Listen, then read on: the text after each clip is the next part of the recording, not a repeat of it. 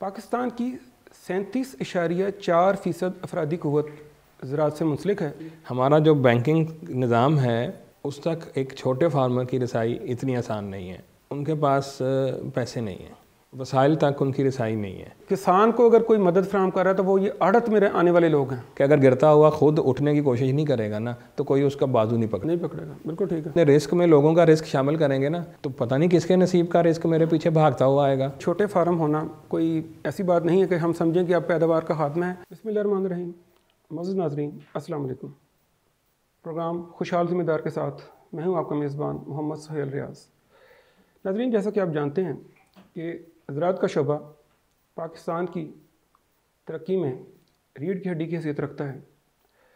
पाकिस्तान की 37.4% अफरादी क़ुव्वत ज़राअत से मुंसलिक है, जो कि पाकिस्तान की आबादी का तकरीबन 70% हिस्सा बिलवास्ता या बिला वास्ता अपनी रोज़मर्रा ज़िंदगी के लिए ज़राअत पर इन्हिसार करता है। नाज़रीन, 2010 के अदाद-ओ-शुमार के मुताबिक पाकिस्तान में 90% ऐसे ज़िम्मेदार हज़रात मौजूद थे जिनकी ज़मीन का साइज़ 12.5 एकड़ या उससे कम था, और इनमें 60% काश्तकार हज़रात ऐसे थे जिनकी ज़मीन का साइज़ 5 एकड़ या उससे कम था। लेकिन जैसे जैसे वक्त गुज़रा, ज़मीन तकसीम दर तकसीम का शिकार हुई तो हमारे मुल्क में फार्मों की तादाद बढ़ती गई और उनका साइज़ छोटा होता गया, जिसका अंदाज़ा आप इस बात से लगा सकते हैं कि 2024 के अदाद-ओ-शुमार के मुताबिक पाकिस्तान में हर 10 में से 6 काश्तकार हज़रात ऐसे हैं जिनकी ज़मीन का साइज़ 2.5 एकड़ या उससे कम है, और औसतन जो हमारा आम एक फार्म है जो हमारे काश्तकार हज़रात हैं वो 5 एकड़ पर मुश्तमिल है। और नाज़रीन, 2010 में पाकिस्तान में कुल 6.9 मिलियन फार्म थे, जो कि तकसीम होने के बाद 2024 में 11.7 मिलियन हो गए। नाज़रीन, देखा जाए तो ये तकसीम जौन सी है इसने हमारी फसलों के साइज़ को, फार्मों के साइज़ को छोटा कर दिया है, लेकिन बहसीयत मजमूई हमारा मुल्क पाकिस्तान ज़राअत पर ही इन्हिसार करता है। और आज इस बात की पहले से ज़्यादा ज़रूरत है कि हम ऐसे तरीक़ों पर गौर व फ़िक्र करें कि जिसकी वजह से इन छोटे होते हुए साइज़ों के बावजूद हम ज़मीन की पैदावार को कम ना होने दें। हमारा वो तबका जो ज़राअत से मुंसलिक है इसी तरह ना सिर्फ इनसे मुंसलिक हो बल्कि एक खुशहाल ज़िंदगी गुजारे। नाज़रीन, हमारा प्रोग्राम खुशहाल ज़िम्मेदार इसी सिलसिले की एक कड़ी है जिसमें हम ज़राई माहिरीन को बुलाएंगे, और आज हमारी खुशकिस्मती है कि हमारे साथ एक ऐसे ज़राई माहिर मौजूद हैं जिनको मैं अपनी ज़ुबान में ओवर क्वालिफाइड मैं कहता हूँ। मेरे साथ मौजूद हैं डॉक्टर खालिद बशीर साहब। आप माशाल्लाह 20 साल से एग्रीकल्चर यूनिवर्सिटी फैसलाबाद में दरस व तदरीस के फ़राइज़ अंजाम दे रहे हैं। मैं इनका एक मुख्तसर, जो कि मेरे लिहाज से मुख्तसर है लेकिन आप सुनेंगे तो आप यकीनन हैरान होंगे कि इनका एक बहुत डाइवर्स एग्रीकल्चर एजुकेशन में बैकग्राउंड है। इनकी बीएससी ऑनर्स है एग्रीकल्चर इकोनॉमिक्स में, मास्टर्स इनका है development economics and computer science में। इसके बाद उन्होंने ऑस्ट्रेलिया से पीएचडी की है एग्रीकल्चर एंड रिसोर्स इकोनॉमिक्स और डेवलपमेंट इकोनॉमिक्स में। इसके साथ साथ इन्हें HEC का बेस्ट रिसर्च पेपर जीतने का, बेस्ट यंग रिसर्च पेपर जीतने का एजाज़ हासिल है, और एक रिनाउंड मीडिया ग्रुप की तरफ से इन्हें बेस्ट टीचर का अवार्ड दिया गया। इसके अलावा क्लैरिवेट के जो बेस्ट रिव्यूअर हैं, जो कि दुनिया में टॉप 2% हैं, ये उनमें शामिल हैं। प्रोग्राम का आगाज़ करते हैं।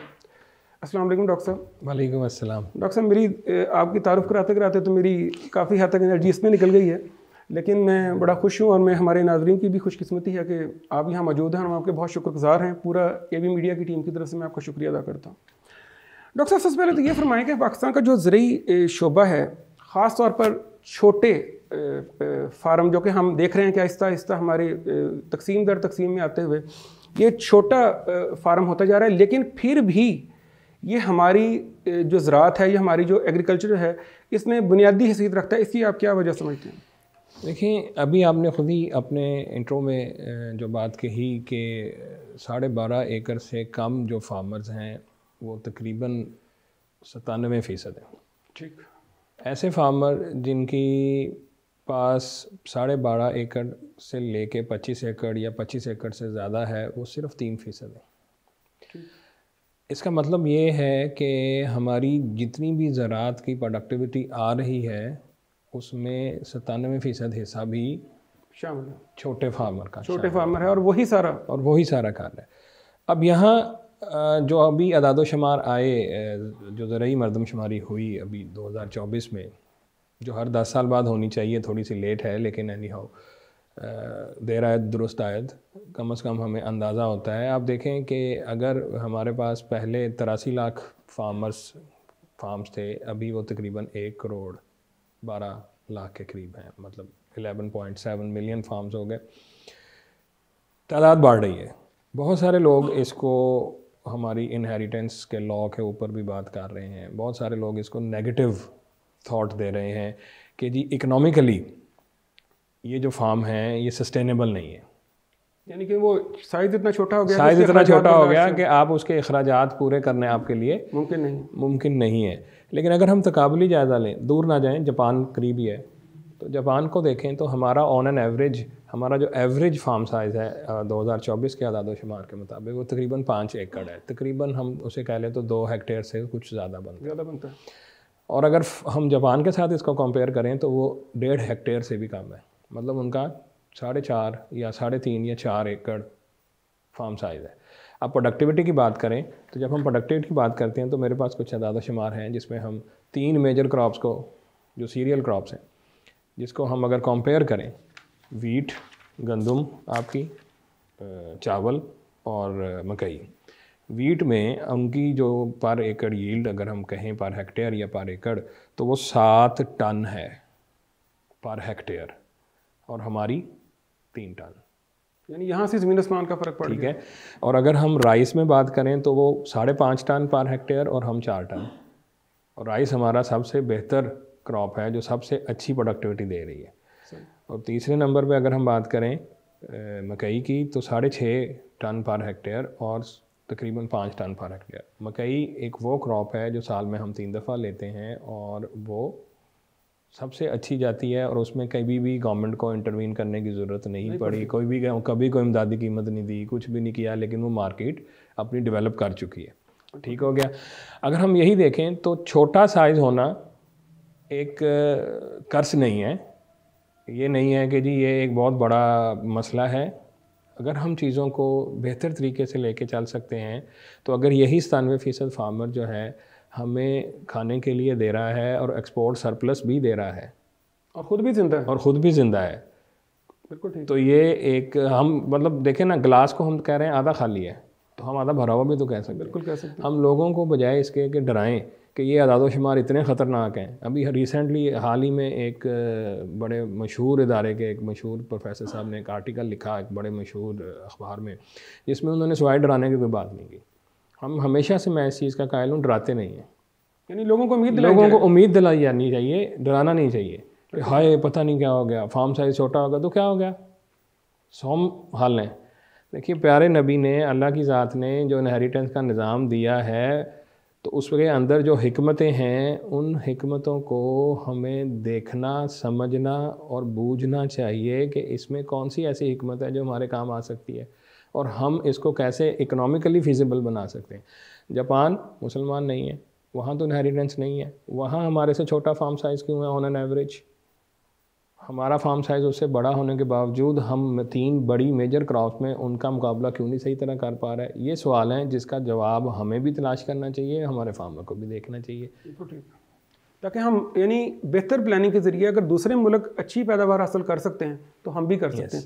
डॉक्टर साहब ये फरमाएं कि हमारे जो छोटे फार्मर हैं या छोटे जो रकबे वाले किसान हैं उन्हें क्या बुनियादी मसाइल उनके लिए हैं? एक तो हमने ज़मीन की तकसीम, ये हमने जायज़ा लिया। इसका दूसरा ये है कि अखराजात या फिर उनकी मार्केट तक रसाई नहीं है कि उनकी पैदावार ही कम है तो जिसकी वजह से मिडल मैन सारा ले जाता है। इसके बारे में जवाब तकरीबन आपने दे दिया। एक उनका साइज़, दूसरा उनके पास पैसे नहीं हैं, वसाइल तक उनकी रसाई नहीं है। हमारा जो बैंकिंग निज़ाम है वो एग्रीकल्चर क्रेडिट दे रहा है लेकिन उस तक एक छोटे फार्मर की रसाई इतनी आसान नहीं है। उनको कोलेट्रल के तौर पे देने के लिए, ज़मीन गिरवी रखवाने के लिए कोई इतना चीज़ें हैं नहीं कि अगर नुकसान हो जाए तो। फिर क्रॉप इंश्योरेंस का निज़ाम अभी तक हमारा नहीं बना। हम अभी तक इंश्योरेंस को हलाल और हराम की बहस में से ही नहीं निकले। हमने हमारे उलमा हजरात माजरत के साथ भी और हमारा सियासी सेटअप भी और हमारे असातिज़ा भी, हम इस बहस से नहीं निकले कि ये हराम है या हलाल है। अगर देखा जाए तो इंश्योरेंस की बुनियादी और सबसे पहली जो शक्ल थी वो वक्फ़ थी। जब शहदा की तादाद बढ़ी तो उनके ख़ानदानों को ज़िंदगी उनकी कंटिन्यू करने के लिए हमने वक्फ़ की बुनियाद रखी। वक्फ़ क्या था कि हम अपनी इनकम का एक हिस्सा वक्फ़ कर देते थे। किस काम के लिए? कि कल को अगर मैं ना रहूं तो मेरे बच्चों का कुछ ना कुछ सिलसिलाकार हो जाए। कुछ बाग ख़रीद लिया, कोई इस तरह काम हुआ, जिससे क्या हुआ, उससे इनकम आई। जो शहीद हुआ उसकी फैमिली को उस इनकम से सपोर्ट जानी शुरू हो गई। ठीक है। अगर कोई शहीद नहीं हुआ तो वो पैसे वक्फ़ में चले गए, सवाब का सवाब। ये बेसिक कॉन्सेप्ट था और ये कॉन्सेप्ट गौरों ने ले आए। अब सवाल ये है कि वो जो पैसे आप इकट्ठे कर रहे हो वक्फ़ में, वो इन्वेस्ट कहाँ हो रहे हैं? ठीक, क्या वो हलाल सूद से पाक हैं या नहीं? ये बहस होनी चाहिए। उसके आगे कितने ज़्यादा मसारिफ हो सकते हैं जहाँ जहाँ हम उसको इन्वेस्ट कर सकते हैं, यहाँ पे डिस्कशन होनी चाहिए। हमारे तालीमी निज़ाम ने भी इसके ऊपर डिस्कशन नहीं की। हम सब इसमें बराबर के ज़िम्मेदार हैं।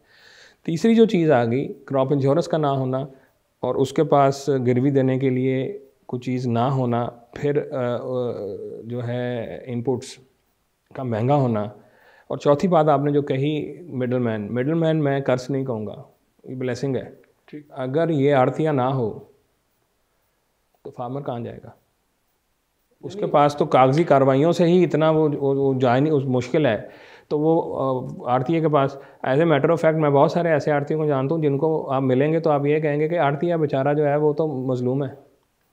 यानी कि आड़तिये के पैसे फार्मर के पास हैं जो मर जाते हैं। आप ये कह रहे हैं कि जो अगर इस वक्त किसान को अगर कोई मदद फराहम कर रहा है तो वो ये आड़त में आने वाले लोग हैं। आप कह सकते हैं, हम बिल्कुल ये नहीं कह सकते कि मिडल मैन ज़्यादती नहीं कर रहा, ये भी गलत होगा, और मिडल मैन ही बीमारी है, ये भी गलत होगा। मिडल मैन को ख़त्म करना है तो हमें कोई अल्टरनेट भी तो लेके आना, निज़ाम लेके आना पड़ेगा। अभी एक बैंक ने, हमारे कमर्शियल बैंक ने ज़राई सर्विसेज शुरू की हैं। ठीक है, अब आके आ रहे हैं, चलें, दे रहा है, दुरुस्त है। जब अल्टरनेट आना शुरू हो जाएगा, फार्मर को ये पता होगा कि मैंने लेके जाना है, मुझे क्रेडिट मिल जाना है, मैंने अपनी फसल उनके पास रखानी है, मुझे क्रेडिट मिल जाना है। मैंने आज रेट अच्छा नहीं है, इस मंडी में अच्छा नहीं है, फ़लाँ मंडी में अच्छा है, तो फार्मर ने उनको बताना है कि फ़लाँ मंडी में बेच दो। ट्रांसपोर्टेशन सारी कॉस्ट उन्होंने पूरी करके निकाल के फार्मर को फार्मर के पैसे दे देने हैं, अपनी सर्विसेज अपने पास ले लेने हैं। ये सर्विसेज पाकिस्तान में है ही नहीं, अभी स्टार्ट हुई हैं। फिर आप बैंकिंग सेक्टर की अगर हम बात करें तो क्रेडिट कार्ड है, तो क्रेडिट कार्ड पे फार्मर को कितनी शहर के लोगों को फैसिलिटी है। आपने फ्रिज ख़रीदना है, किस्तें मिल जाती हैं, इंटरेस्ट फ्री सूद के पाक किस्तें मिल जाती हैं क्रेडिट कार्ड पे। दराज पे आपने शॉपिंग करनी है या ऑनलाइन किसी और प्लेटफॉर्म पे शॉपिंग करनी है, फ्रिज ख़रीदना है, फ्रीज़र ख़रीदना है, कुछ भी ख़रीदना है, सूद से पाक आपको किस्तें हो जाती हैं। फार्मर को क्यों नहीं होती?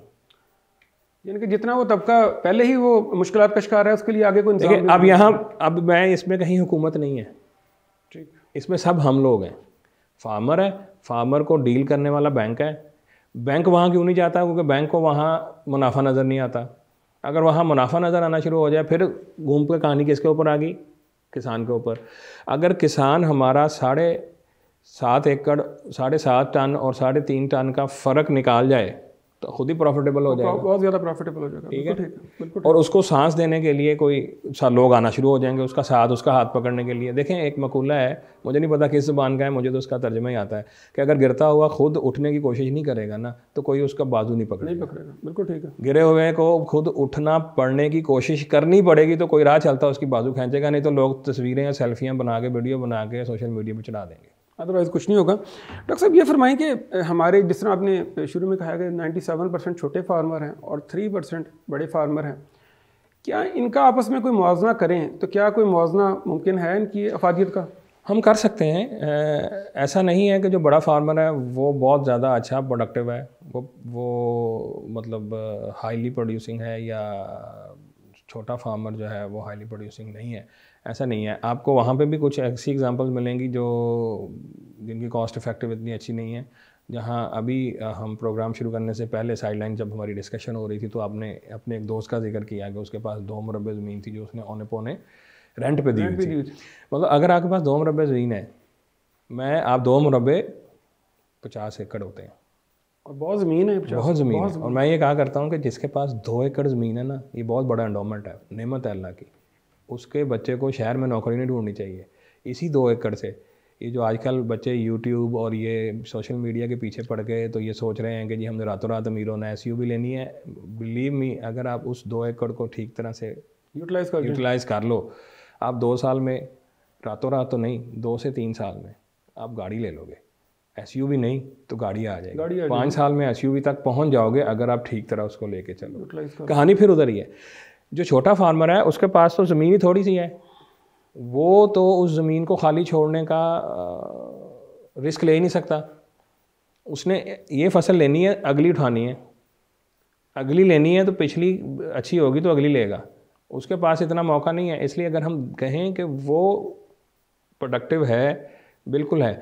यहाँ पे भी आउट ऑफ मतलब जो है आउटलायर्स हैं, बहुत अच्छे परफॉर्मर भी आउटलायर हैं, इधर भी हैं बड़ों में। बड़ों को तो हम यही समझते हैं, उनके पास फैसिलिटी हर तरह की है, बैंक भी उनको प्रेफर करता है, सारा कुछ होता है, उनका वॉल्यूम बड़ा है। तो इसके बावजूद वहाँ तो आउटलायर होने ही चाहिए, सारे आउटलायर होने चाहिए। लेकिन वहाँ नीचे वाले आउटलायर भी हैं। अभी हमने जो एग्जांपल की कि 2 मुरब्बे ज़मीन होने के बावजूद उसको अगर रेंट पे दिया हुआ है, आप काम नहीं कर रहे, तो इसका मतलब ये है कि आप दूसरी तरफ के आउटलायर हैं। ठीक, सही। डॉक्टर साहब, जिस तरह कि आपने फरमाया कि हम इसको प्रोडक्टिव बना सकते हैं, और अगर 2 एकड़ ज़मीन भी हो तो उसको हम बहुत ज़्यादा ले सकते हैं। कोई इंटरनेशनल दुनिया में आपको इसकी कोई मिसाल हमारे सामने रख सकेंगे? देखें, बहुत सारी मिसालें हम ले सकते हैं। हम जब बात करते हैं ना कि हमने सिर्फ 5 क्रॉप्स ही करनी है, तो यहाँ ख़राब हो जाता है कि हमने सिर्फ गंदम के बाद हमने मेज़ ही लगानी है, या शुगर केन अब 9 महीने के लिए ज़मीन उसके नीचे, ठीक है। फिर अगर आपने देखें रबी और ख़रीफ में इन 5 फसलों से हट के भी फसलें हैं, ठीक। मैं ना एक सादा सी एग्जांपल दिया करता हूँ। अभी हुकूमत ने जो है वो दिया कि जी पहले हुकूमत बाहर निकल गई, अब दोबारा आ गई, 3500 रुपये कर दिया। अगर इकनॉमिक्स की बात करें तो मैं ये कहा करता हूँ कि जब हुकूमत लेती है, गंदम ख़रीदती है, तो तकरीबन 35% मैक्सिमम प्रोक्योर करती है, बाकी 65% के करीब या 70% के करीब मार्केट ही करती है। तो ये भी 25, 30 या 35 जो हुकूमत ख़रीदती है एग्रीकल्चर महकमे से या पास्को के ज़रिए, वो भी अगर मार्केट पे छोड़ दें तो कोई इशू तो नहीं होना चाहिए, ठीक है। अब यहाँ क्या है, फार्मर का प्रोड्यूसर सरप्लस और कंज्यूमर का कंज्यूमर सरप्लस, ये दोनों ख़राब होते हैं, मार्केट डिस्टॉर्ट होती है। जब मार्केट डिस्टॉर्ट होती है तो हुकूमत यहाँ पे भी टीका लगा रही है, हुकूमत फिर उसको बेचने के लिए, फ्लोर मिलों को देने के लिए वहाँ पे भी टीका लगाएगी। ये सारे पैसे जो लीक हो रहे हैं ये अल्टीमेटली किसान नहीं पे करने हैं, आपने पे करने हैं या मैंने पे करने हैं। अगर किसान को मालूम होगा कि गवर्नमेंट ने सपोर्ट नहीं करनी, मैंने ही ये फसल लेके जानी है, मेरी ज़मीन जो है इसमें रबी में या मैं गंदम लगाऊंगा या मैं कनोला लगाऊंगा। क्या आपको मालूम है पाकिस्तान जो है $4 अरब का एडिबल ऑयल इंपोर्ट करता है, और ये बढ़ती जा रही है, ठीक है, $4 अरब का। हमारी अभी आपने बताया कि 60 से 70% आबादी डायरेक्टली इनडायरेक्टली ज़राअत पे डिपेंड कर रही है। अब जो फार्मर है वो अपने कामे का अपने से वाबस्ता लोगों की गंदम पैदा कर ले, तो जो शहरी आबादी रहेगी 30-40%, उसकी गंदम गवर्नमेंट ना बीच में आए, मैं इस चीज़ के ख़िलाफ़ हूँ, ठीक है। गवर्नमेंट बीच में क्यों आए? गवर्नमेंट सिर्फ एज अ वॉच डॉग रहे कि कहीं कोई गलती करे तो हाथ में स्टिक हो कि भाई ये गलती नहीं करनी, हल्की सी छड़ी लगा दे। गवर्नमेंट का ये काम है, let the importer import it. सही, बिल्कुल ठीक, ठीक है। वो जो देखें आप, अगर फार्मर उसकी जगह पे उसको कनोला का अच्छा रेट मिलेगा तो वो कनोला अगर काश्त करता है तो आप उस कनोला की टोटल प्रोडक्शन देखें कितनी होगी, और फ़र्ज़ करें कि अगर आप $4 अरब में से $2 अरब की इंपोर्ट को रोक लेते हैं कनोला की वजह से, तो उसमें से अगर $1 अरब की गंदम शहरी आबादी के लिए इंपोर्ट भी कर लेंगे तो हम नुकसान में आए या ओवरऑल फ़ायदे में? फ़ायदे में जाएंगे। यानी हम अपनी ज़रूरी इंपोर्ट का $1 अरब बचा लेंगे। वही $1 अरब जो है वो कहीं ना कहीं सस्ती इनपुट, सस्ती खाद, छोटे फार्मर को छोटे इम्प्लीमेंट्स की तरसील में मदद देगा। बिल्कुल ठीक। देखें, अगर हम ये कहते रहेंगे कि हुकूमत ही सब कुछ कर दे, तो फिर तो मैं भी चाहूँगा कि हुकूमत मुझे जो है गाड़ी भी लेके दे, मुझे घर भी लेके दे, सारा कुछ हुकूमत ही कर दे और टैक्स मेरे से ना ले। बिल्कुल ठीक। तो ऐसा तो पॉसिबल नहीं है। अगर हुकूमत ने ये करना है तो फिर इसका बर्डन मेरे और आप पे और उसी किसान पे ही आना है। बिल्कुल ठीक है, बिल्कुल ठीक। ठीक है। अब ये प्रोडक्टिव, अब एक तो ये बात होगी। दूसरी बात कि अगर हम मिसाल लें, मिसाल ये है कि अगर हमें लगता है कि हमारा फार्म साइज़ छोटा है, तो कोऑपरेटिव्स नाम की एक चीज़ है दुनिया में, पाकिस्तान में कभी भी कामयाब नहीं रही, बहुत सारी वजूहत हैं। ज़राई यूनिवर्सिटी जब तक एक कोऑपरेटिव के साथ जुड़ी रहती है, वो कोऑपरेटिव बड़ी अच्छी चलती है। जब ज़राई यूनिवर्सिटी समझती है फार्मर इसको ठीक तरह चलाते हैं, वो पीछे हट जाती है, वहाँ चुदराहट आ जाती है, वहाँ और मसाइल आ जाते हैं। हिंदुस्तान में अभी रिसेंटली कोऑपरेटिव्स की दुनिया की लिस्ट आई है। दुनिया की जो नंबर 1 और नंबर 2 कोऑपरेटिव्स हैं, वो आपके हमसाया मुल्क की हैं, जिनसे हम नफरत करते हैं, जो हमारे दुश्मन हैं। ठीक है। अमूल, आनंद मिल्क यूनियन जो थी उनकी, वो दुनिया की नंबर 1 सबसे बड़ी तादाद वाइज और इनकम जनरेशन वाइज सबसे बड़ी कोऑपरेटिव है। उसमें लाखों की तादाद में फार्मर्स, मिडलमैन, मार्केटर्स और वैल्यू एडिटर्स। अब वो दूध की इतनी वैराइटीज़ हैं, वो 130 के करीब दूध की वैराइटीज़, जो दूध से बनने वाली अशियाँ हैं, वो दुनिया में इंपोर्ट एक्सपोर्ट कर रहा है। दूसरे नंबर पे इफ़को, वो भी हिंदुस्तान की। अब अगर देखें तो तुर्की की एग्ज़ाम्पल लें तो वहाँ तोरकू है। ये शुगर बीट फार्मर एसोसिएशन थी, फिर इन्होंने भी आगे मीट में आ गए, फिर ये मिल्क में आ गए। एक कोऑपरेटिव है ना, उसको आगे एक बड़ी कोऑपरेटिव से जुड़ना ज़रूरी है। एक तो ये हल है कि फार्मर आपस में कोऑपरेट करें। ज़मीन छोटी हो रही है, आप आपस में मिलकर, पंजाबी से कहते हैं ना, भाईवाली कर लो। नहीं, बिल्कुल पार्टनरशिप कर लो। ठीक। जो जितना काम कर रहा है, जिसकी जितनी ज़मीन है उतने हिसाब से आप ले लो, ड्यूटियाँ बांट लो। किसी ने मार्केटिंग करनी है, किसी ने वैल्यू ऐड करनी है। जब आप ये काम करोगे तो आपकी वही 2 एकड़ 5 लोग मिल जाएंगे, 10 एकड़ हो जाएगी। मिनिमम जो आपका 6 या 7 एकड़ का हम कहते हैं कि फार्म होना चाहिए, वो बन जाएगा। तीसरी, जब हम छोटे थे तो उस वक्त भी हमारे बाप दादाओं को या हमारे गाँव में कितने लोग थे जो 5 एकड़ से थोड़े वाले थे, 2 एकड़ वाले, 3 एकड़ वाले। लेकिन कोई ऐसा घर या फार्मर था जिसके पास छोटे या बड़े जानवर नहीं थे, मुर्गियाँ नहीं थी। आज फार्म पे जाएं तो वो गायब है। बफर स्टॉक हम इसको बोलते हैं कि अगर खुदा ना खास्ता किसी भी वजह से कोई फसल नाकाम हुई तो एक जानवर बेचा, अगली फसल के पैसे आ गए, कर्जा भी लेना नहीं पड़ा, मिडलमैन भी बीच में से निकल गया। पैरेलल इकॉनमी चलेगी, पैरेलल इकॉनमी चल रही। अब वो बफर स्टॉक हमने ख़त्म कर लिया। अब हम दूध जो है वो ख़रीद के लाते हैं। गाँव में भी देसी मुर्गी देखने को नहीं मिलती। फार्म बना ले कोई तो बना ले, हम नहीं कुछ करेंगे। अब मैं एक प्रोजेक्ट के सिलसिले में, हमारी टीम जब हम गए तो हमारा प्रोजेक्ट ये था कि अपना मालिक आप बनो।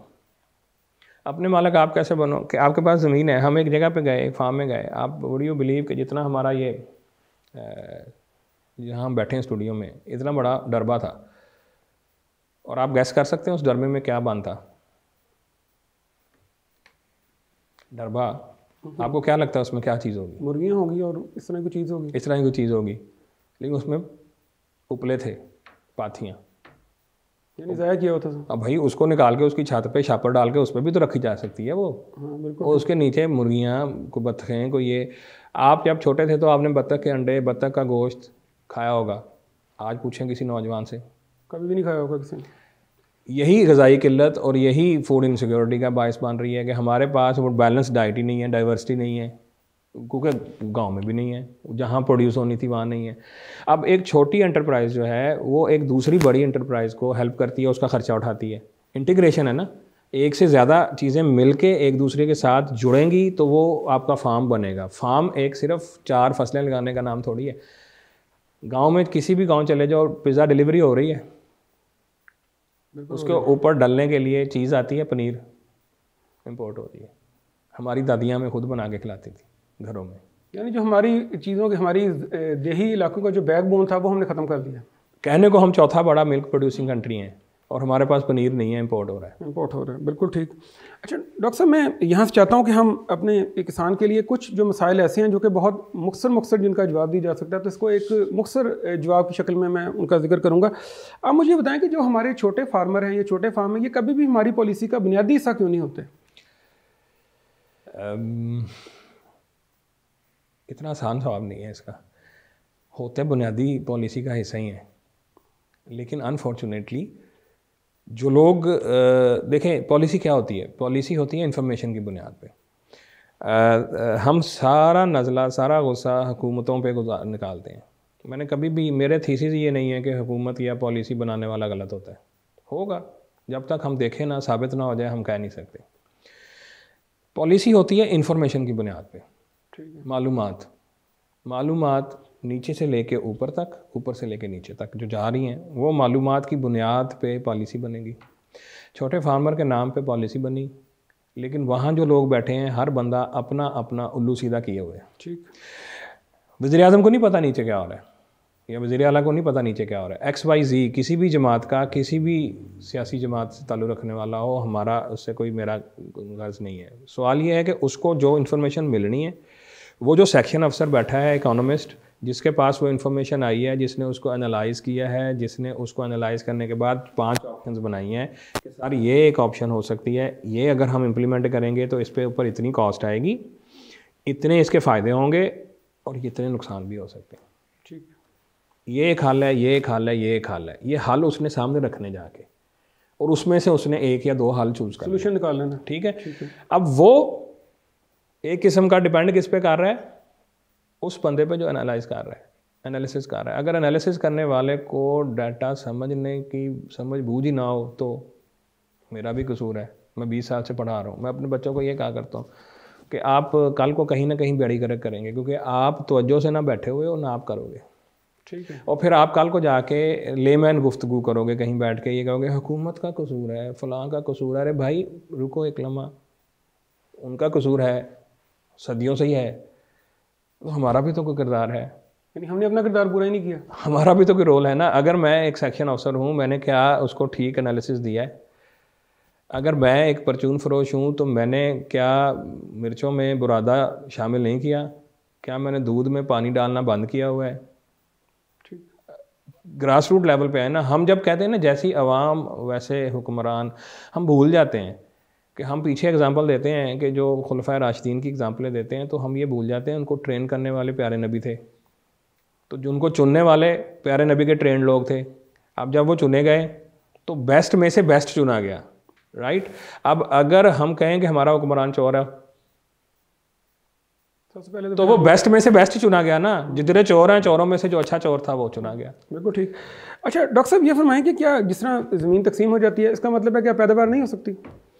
क्यों नहीं हो सकती? मैंने अभी एग्जांपल दी कि कोऑपरेटिव्स मौजूद हैं, फार्मर्स एसोसिएशंस बन सकती हैं, और फिर आप पार्टनरशिप कर सकते हो, आप ये सारा काम कर सकते हो, और ये काम कर सकते हो, और फिर गवर्नमेंट भी बीच में हिस्सा डालती है। आप देखें मुख्तलिफ अदवार में किसी की भी हुकूमत रही हो, किसी भी जमात की हुकूमत रही हो, पाकिस्तान बनने से लेकर अब तक कहीं ना कहीं कोई ना कोई सब्सिडी प्रोग्राम चलता रहा।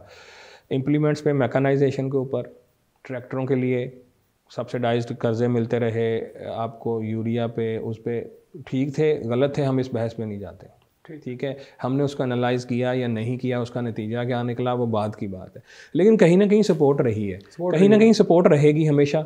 ये तो नहीं होता कि सपोर्ट नहीं मिलती, लेकिन उस सपोर्ट को हम इस्तेमाल कैसे कर रहे हैं।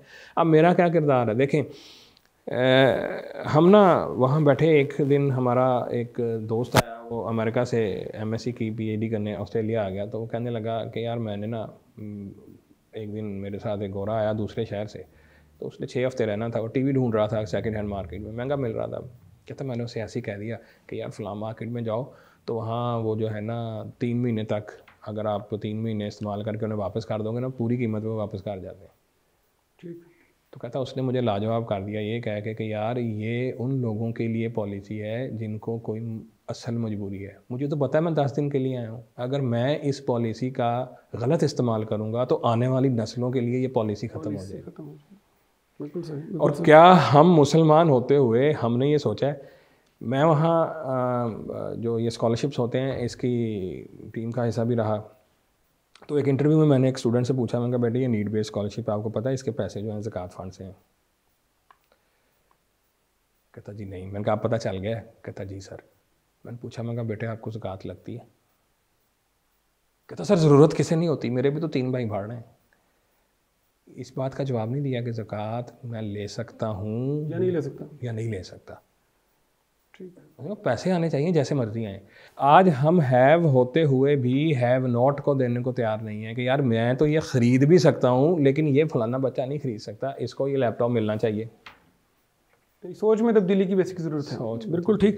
डॉक्टर साहब ये फरमाएं कि अगर हम किसी भी फार्म की आमदनी में फ़ौरन इजाफा चाहते हैं तो क्या ऐसे काम किए जाएँ जिससे आमदनी में इजाफा हो जाए? फ़ौरन तो कुछ नहीं होता, जादू का चिराग नहीं है, लेकिन ये है कि हम आहिस्ता आहिस्ता चीज़ों को इम्प्रूव कर सकते हैं।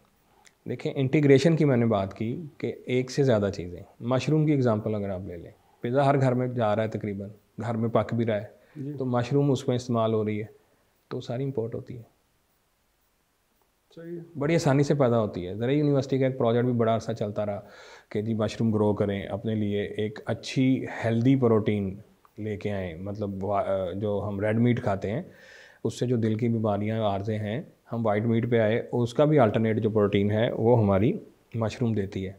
हमें मालूम ही नहीं, हमने वो काश्त ही नहीं की और हमारा टेस्ट ही नहीं बना। अगर आप आलू मशरूम शोरबे वाले बनाओ तो वो बिल्कुल आलू चिकन जैसे बनते हैं, टेस्ट में भी वैसे ही आता है, 19-21 के फ़र्क के साथ। फिर हम बहुत सारे काम हैं जो हम बग़ैर किसी मदद कर सकते हैं। फॉर एग्ज़ाम्पल आपके पास फार्म है तो आपने रेन वाटर हार्वेस्ट अगर करना है तो आपने फार्म की जो ढलवाने हैं वो इस तरह मेंटेन करनी है कि वो एक सेंट्रल पॉइंट पे पानी इकट्ठा हो जाए, ठीक है। आपका नहर का पानी भी उसके अंदर आए, वहाँ मछलियाँ घर की खाने की, बेचने के लिए भी, और वही मछली वाला पानी आप जब काश्त में इस्तेमाल करोगे तो फर्टिलाइज्ड पानी मिलेगा, ठीक है। मुर्गियाँ, छोटे और बड़े जानवर, प्रॉपर शेड बना के, ठीक है। अब इनका जो फुजला है उससे आप गैस और बिजली प्रोड्यूस, ये वो चीज़ें हैं जो आपके फार्म के ओवरऑल अखराजात को कम करेंगे या आपके फार्म की ओवरऑल अखराजात को कम करने में मदद करेंगे कि मतलब एक चीज़ दूसरे का ख़र्चा उठा जाएगी। बिल्कुल ठीक है, बिल्कुल ठीक। तो थोड़े ही अरसे में एक चीज़। दूसरा, अब आपको मैं एक एग्जांपल देता हूँ, कुरकुरे है, मेज़ से बनते हैं, 1800, 2000, 2500 रुपये मण मेज़ है, 10 ग्राम का उसका पैकेट 30 रुपये का है। 10 ग्राम को 40 किलो में कन्वर्ट करके निकालने कितने पैसों में पड़ता है? यानी फिनिश प्रोडक्ट के ऊपर तवज्जो दीजिए, फिनिश प्रोडक्ट के ऊपर तवज्जो दीजिए, वैल्यू ऐड की जाए। Value added products.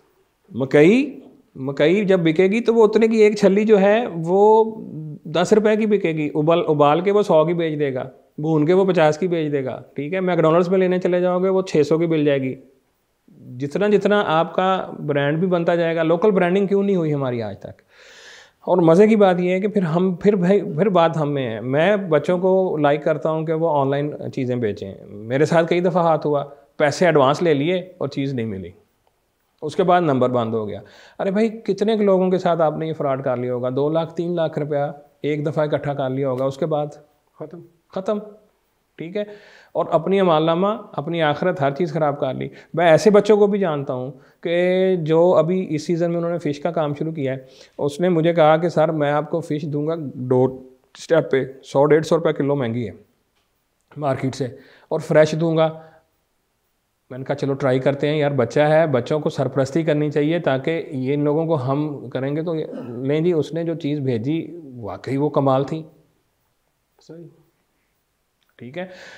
अब वो बार बार ऑर्डर लेगा और उसने कोई नहीं कहा कि सर आप मुझे एडवांस पैसे दें, सर आप कैश ऑन डिलीवरी दे दें, घर में मैं खुद देने आऊँ या कोई भी देने आए, आप उसको पैसे दे दें, नो प्रॉब्लम। सही। ये चीज़ जब हम एक काम कर रहे हैं उसको थोड़ा सा वैल्यू ऐड करके आप उसके अंदर थोड़ी सी देखें, यही एक दुकानदार और एक एंटरप्रेन्योर का फ़र्क है। दुकानदार ने चीज़ लेके बेचनी है, एंटरप्रेन्योर ने आइडिया बेचना है। उसने सोचना है कि यही चीज़ 2 रुपये वाली 200 में कैसे बिक सकती है। बिल्कुल ठीक।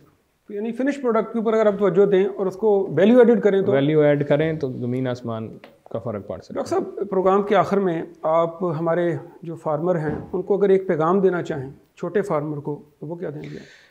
देखिए, कोशिश करूँगा कि मैं 2-3 जुमलों में इसको ख़त्म कर दूँ। जो पैगाम है वो यही है कि ये कर्ज नहीं है। फार्म का साइज़ छोटा होना एक कर्ज नहीं है, ये एक ब्लेसिंग है। अब जब ब्लेसिंग है तो आपको सोचना है आउट ऑफ द बॉक्स कि हम उसको कैसे घुमाएं कि हम इसको इसके ऊपर एक अंपायर खड़ी कर लें। पाकिस्तान में कोई यूनिकॉर्न कितने हैं? कोई भी नहीं। हिंदुस्तान में कितने हैं? पाकिस्तान में कोई इदारा है, चंद एक 2-3 के नाम गिनाए जा सकते हैं, कि जो एक बंदे को एज अ वेटर भर्ती करे और कंट्री हेड तक ले जाए ट्रेनिंग्स करा के कि एक इदारे का नाम बताएं। 1 या 2 आपके जहन में आए होंगे, फैसलाबाद में है, इसके अलावा कोई नहीं। ठीक है। जब हम इदारे नहीं बना रहे, हमने एक एम्पायर खड़ी की, एक बच्चे को आधी दे दी, एक को आधी दे दी, एक को आधी दे दी, कहानी ख़त्म। एक ने फूंक ली, एक ने फिर वो दोबारा से काम शुरू कर लिया। वो जो एम्पायर बनी उसमें लोगों को शामिल क्यों नहीं किया, इंक्लूसिव क्यों नहीं किया? यही छोटे फार्मर के लिए भी है। आपने एम्पायर बनानी है ना, तो वो 2 एकड़ से ही बननी है, 1 एकड़ से ही बननी है, ईंट वही लगनी है। उसको जब आप उसके ऊपर इमारत खड़ी करें तो उस इमारत में एक चीज़ का जहन में ख्याल रखें कि उसको एक्सक्लूसिव नहीं, इंक्लूसिव कर लें। देखिए, आप लोगों को अपने रिस्क में लोगों का रिस्क शामिल करेंगे ना। पाइपलाइन उतर रही है ना, रिस्क की पाइपलाइन उतर रही है, मेरी जिम्मेदारी लगाई हुई है उस पाइपलाइन में से आगे पाइपलाइनें निकल रही हैं, मेरे घर में कोई काम करने वाली है। अगर मैं गंदम की रोटी लेके आता हूँ, नान खरीद के लाता हूँ, तो आपको सोचा है कभी कि वो नान के पैसे कहाँ जाए ख़त्म होते हैं? घूम रहे हैं ना मार्केट में, वो अल्टीमेटली किसी ना किसी फार्मर के फार्म पे जा रहे हैं। अगर हम किसी इस तरह लोगों को अपने रिस्क के अंदर शामिल करेंगे, ईमानदारी से अपने जो ड्यूटी लगी हुई है, जो रिस्क मिल रहा है उसको तकसीम कर देंगे, तो लोगों को जब हम शामिल करेंगे तो पता नहीं किसके नसीब का रिस्क मेरे पीछे भागता हुआ आएगा। ये चीज़ जब हम सोचेंगे तो अंपायर्स बनेंगी, यूनिकॉर्न्स बनेंगे, इदारे बनेंगे। मिलें 50 साल 100 साल के बाद किसी को याद भी नहीं होगा कि वो कौन है। मैकडोनल्ड्स कब से मर गया, KFC कब से मर गया, अंपायर चल रही है और बढ़ती जा रही है। अब पाकिस्तान में एक वेटर भर्ती होने वाला बंदा कंट्री हेड तक पहुंच गया KFC में या मैकडोनल्ड में, तो उन्होंने कैसे किया? उन्होंने उसके टैलेंट को इस्तेमाल किया और उसको उसका जायज़ हक दिया, उसको शॉफर ड्रिवन गाड़ी भी दी, उसको घर का किराया भी दिया, उसको मुल्क से बाहर जाने के लिए ट्रेनिंग के लिए पूरा सपोर्ट भी किया, और फिर उसकी वजह से जो रिस्क में बरकत हुई, इजाफा हुआ, बिल्कुल ठीक, वो आने वाली नस्लों तक जाएगा। ये सोचना कि मैं, चूँकि मेरे पास ज़मीन ही बड़ी थोड़ी सी है, मेरे बच्चे तो शहर में जाके मजदूरी करें, बिलीव मी, आप 30-35-40 हज़ार की मजदूरी के लिए बच्चे को शहर भेजेंगे।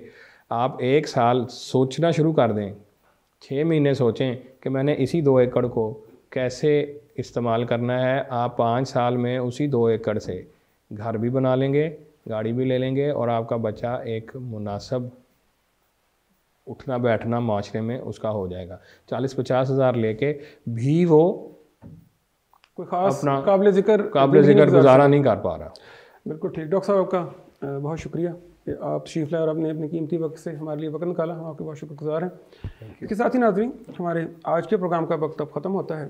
डॉक्टर साहब ने बड़े तफसील के साथ हमें ये बात बताई है कि छोटे फार्म होना कोई ऐसी बात नहीं है कि हम समझें कि अब पैदावार का खात्मा है। छोटी चीज़ ही आहिस्ता आहिस्ता अगर मेहनत की जाए तो उससे बड़ी चीज़ों में कन्वर्ट हो जाती है। पाकिस्तान में छोटे फार्म असल मसला नहीं है, मसले कुछ और भी हैं। जिस तरह हमारी पर क्यूबिक मीटर पानी जो हम इस्तेमाल करते हैं, एक तरफ हम ये रोना रोते हैं कि हमारे पास पानी नहीं है, तो अगर हम थोड़ा सा मुआवजा करें, अगर हम पर क्यूबिक मीटर पानी में हम 130 ग्राम गल्ला प्रोड्यूस करते हैं, जबकि इंडिया 300 ग्राम और चाइना 800 ग्राम प्रोड्यूस करता है। इसी तरह हम अपने आप को एक ज़रूरी मुल्क कहते हैं, लेकिन अगर हम 2024 के अदाद शुमार देखें तो हमने $8.5 बिलियन की ज़रूरी अशिया दरामद की हैं, जबकि $7.4 बिलियन की बरामद की हैं। इसी तरह नाजरीन, बहुत से ऐसे मसाइल हैं। सब्सिडी जो हुकूमत हमेशा देती रही है, जिसने डॉक्टर साहब ने भी फरमाया, किसी न किसी तरह हुकूमत की सपोर्ट किसानों के साथ मौजूद रही है, और ये सारे काम हुकूमत के नहीं हैं। हमने अपने साथ पहले मुखलस होना है, अपने हाथों के साथ जोड़कर अपनी एक कम्युनिटी बनानी है तो तरक्की हो सकती है। लेकिन जो 2.5 बिलियन डॉलर की हमारी हुकूमत ने सब्सिडी दी है, उसका ज़्यादा टारगेट बड़े फार्म्स रहे हैं। अगर हम छोटे फार्मों की तरफ मुंतकिल करें तो नताइज और बेहतर हो सकते हैं। अपनी इज़्ज़त-ओ-कारब, अपने दोस्तों, सबका ख्याल रखिएगा। आइंदा किसी नए मौजू के साथ हाज़िर होंगे, तब तक के लिए इजाज़त। अल्लाह हाफ़िज़।